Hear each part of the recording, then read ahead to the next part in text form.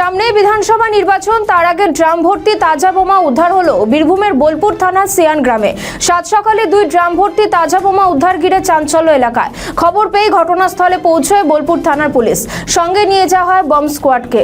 বোমাগুলোকে নিরাপদ স্থানে নিয়ে গিয়ে সফলভাবে নিষ্ক্রিয় করা হয়েছে। বীরভূম জেলায় নির্বাচনের আগে অস্ত্র বা বোমা উদ্ধারের ঘটনা নতুন নয়, তবে বারবার একই চিত্র ফিরে আসায় এলাকার নিরাপত্তা নিয়ে প্রশ্ন উঠছে। বোমা উদ্ধারের ঘটনায় তদন্ত শুরু করেছে পুলিশ। এই ক্যানেলে ব্রিজ আছে, ব্রিজের বাঁ দিকে একটি রাস্তা ক্যানেলে পার গেছে, সে সামান্য দূরে গিয়ে একটা বড় ড্রামে কি ভরা আছে বোঝা যাচ্ছে না, বোম বলে আশঙ্কা করা যাচ্ছে।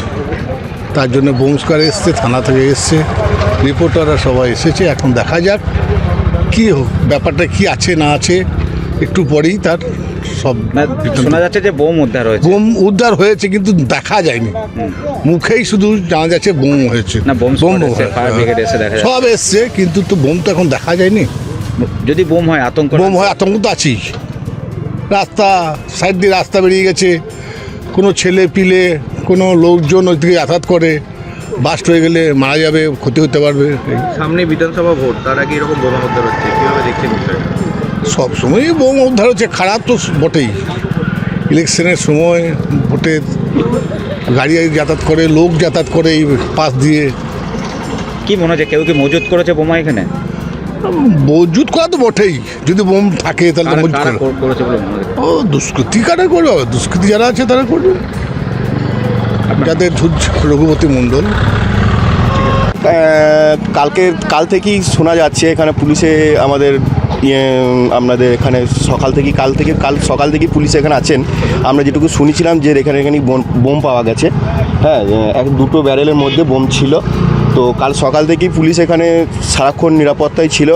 তো সারাদিন তারপর থেকে আর কিছু হয়নি, পুলিশ সারাদিন এখানে ছিল। আজকে সকাল থেকে বোম স্কোয়াড এসছে, পুলিশ এখানে আছে বোমগুলো নিষ্ক্রিয় করার জন্য।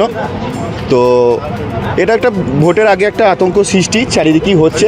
আপনারাও জানবেন কিছুদিন আগে নানুরেও হয়েছে বা কিন্নারও সেম ঘটনা দেখা গিয়েছে। তো আবার এখানেও হচ্ছে।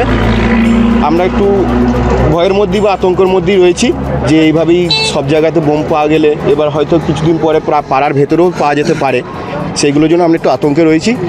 পুলিশ প্রশাসনের উপর আমাদের ভরসা আছে, ওনারা যেটুকু করবেন ঠিক করবেন। কারা রেখেছে বলে মনে হচ্ছে? না, এখানে কারা রেখেছে বলতে পারবো না, কারা রেখেছে আমরা বলতে পারবো না।